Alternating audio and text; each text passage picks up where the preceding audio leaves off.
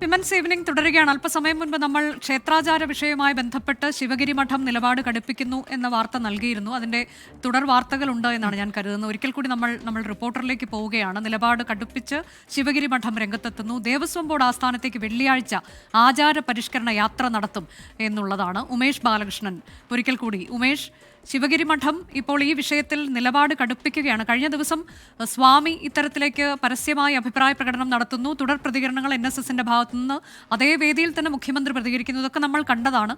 പിന്നീട് അതൊന്ന് ചെറുതായി കെട്ടടങ്ങുന്നത് പോലെ നമുക്ക് തോന്നി.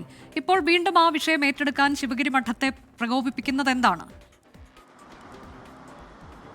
ശിവഗിരി മഠം നേരത്തെ തന്നെ ഈ നിലപാട് ശക്തമായി ഉന്നയിച്ചിരുന്നു. അത് പക്ഷേ മുഖ്യമന്ത്രി കൂടി വേദിയിലെത്തിയ സാഹചര്യത്തിൽ മുഖ്യമന്ത്രിയുടെ സാന്നിധ്യത്തിലേക്ക് ആവശ്യം ഒന്നുകൂടി ഉന്നയിക്കുകയാണ് അന്നുണ്ടായത്. അന്ന് മുഖ്യമന്ത്രി പക്ഷേ അനുകൂലമായി ഇതിൽ പ്രതികരിക്കുകയും ഇത് ദേവസ്വം ബോർഡിനോട് ഇത്തരമൊരു നിർദ്ദേശം മുന്നോട്ട് വയ്ക്കുമെന്ന് ആ വേദിയിൽ തന്നെ മുഖ്യമന്ത്രി ഉറപ്പ് നൽകുകയും ചെയ്തു. അതിനുശേഷം കഴിഞ്ഞ വാർത്താ സമ്മേളനത്തിൽ മുഖ്യമന്ത്രിയോട് ഇക്കാര്യം ചോദിച്ചപ്പോൾ ദേവസ്വം ബോർഡിന് നിർദ്ദേശം നൽകിയിട്ടുണ്ട് എന്നുള്ള മറുപടിയും ലഭിച്ചിരുന്നു. അതിനുശേഷമാണ് NSS general secretary Sukumaran Nair ഇത്തരത്തിൽ ഒരു പൊതുസമ്മേളനത്തിൽ വളരെ രൂക്ഷമായി ശിവഗിരി മഠത്തിനെതിരെയും മുഖ്യമന്ത്രിക്കെതിരെയും എല്ലാം ഈ വിഷയത്തിൽ ഊന്നി വിമർശനം നടത്തിയത്. അതിനുശേഷം ഇതിനൊരു മെല്ലെപ്പോക്കുണ്ട്, അതിൽ പ്രതികരിക്കണം. അതിനുശേഷം ഈ ക്ഷേത്രങ്ങളിൽ മേൽവസ്ത്രം മാറ്റി പുരുഷന്മാർ പ്രവേശിക്കുന്നതുമായി ബന്ധപ്പെട്ട എന്തെങ്കിലും തീരുമാനങ്ങൾ ഉണ്ടായോ എന്ന് Devaswom board, Travancore Devaswom board president പ്രശാന്തിനോടക്കം നമ്മൾ മാധ്യമപ്രവർത്തകർ പ്രതികരണം ചോദിച്ചെങ്കിലും പല ഘട്ടങ്ങളിൽ ഒഴിഞ്ഞുമാറുന്ന കാഴ്ചയാണുണ്ടായത്. അതിനുശേഷം പ്രതികരിക്കാൻ ദേവസ്വം മന്ത്രി VN വാസവനും തയ്യാറായില്ല എന്നുള്ളൊരു വസ്തുത നിലനിൽക്കുന്നു.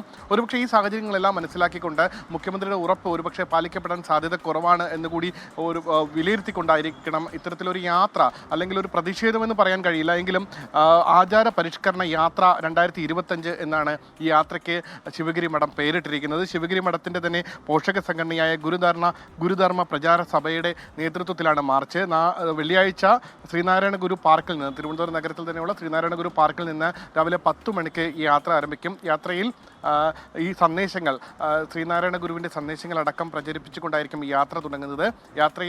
യാത്ര ദേവസ്വം ബോർഡ് ആസ്ഥാനത്ത് സമാപിക്കും. സമാപിച്ച ശേഷം ദേവസ്വം ബോർഡിന് ഈ ആവശ്യങ്ങളെല്ലാം ഒരു നിവേദനമായി സമർപ്പിക്കും. ഈ നിവേദനമായി സമർപ്പിച്ചതിലോടുകൂടി തങ്ങളുടെ ആവശ്യം അവസാനിക്കില്ല എന്നാണ് ഇന്ന് വാർത്താ സമ്മേളനത്തിൽ ശിവഗിരി മഠം പ്രസിഡന്റ് അടക്കമുള്ളവർ പറഞ്ഞത്. ഇത്തരത്തിൽ ആവശ്യം നിരന്തരമായി ഉന്നയിച്ചുകൊണ്ടേയിരിക്കും.